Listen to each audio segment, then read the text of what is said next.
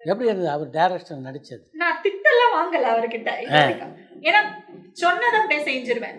அவர் பண்ணியும் காட்டுவாரு, செஞ்சும் காட்டுவாரு. இப்ப ஒரு தடவை பண்ண சொல்லிடுவார், நம்மள பண்ண சொல்லிட்டேன்னா அதை பண்ணிடுவோம். அதுக்கப்புறம் அவர் வருவார், வந்துட்டு இப்படி செய்ய, அப்படி செய்ய, அப்படி பண்ணு, இதுக்கு முன்னாடி இந்த டைலாக் போடு அப்படின்னு கொஞ்சம் டைலாக்ஸ் எல்லாம் மாத்துவாரு. அந்த நேரத்துல அவருக்கு என்ன தோணுச்சோ அப்ப திடீர்னு அப்படி மாத்துவாரு. அப்படி பண்றச்ச ஒரு 2-3 மானிட்டர்ஸ் அப்படி பண்ணி ஓகே அந்த மாதிரி ஒரு ஒரு சில இடத்துல வந்து இப்படி பண்ணா நல்லா இருக்கும் அப்படின்னு நல்லா அவருக்கு ரொம்ப பிடிச்சு போயிடுச்சு. ஏன்னா நம்ம சொல்றத கேட்டுட்டு ஒரு 50% செஞ்சா கூட போருமே. அது எனக்கு அது ஆட்டோமேட்டிக்கலி அப்படி வந்துடுது. சின்ன வயசுல இருந்து டான்ஸ்ன்றதுனால எக்ஸ்பிரஷன்ஸும் வரும். அவர் வைக்கிறது வந்து கேமரா இவ்வளவுதான் வைப்பாரு, அதுல எப்படியாவது ஆர்டிஸ்டோட எக்ஸ்பிரஷனை கொண்டு வந்துருவாரு.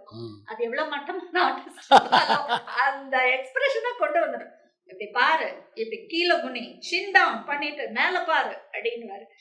ஓகே அப்படின்னு பயங்கர ரொம்ப நல்லா இருக்கும். அது என்னமோ சில பேருக்கு வந்து பயம் வரும். ஆனா நான் ரொம்ப என்ஜாய் பண்ணேன் அவரோட டைரக்ஷன்ல.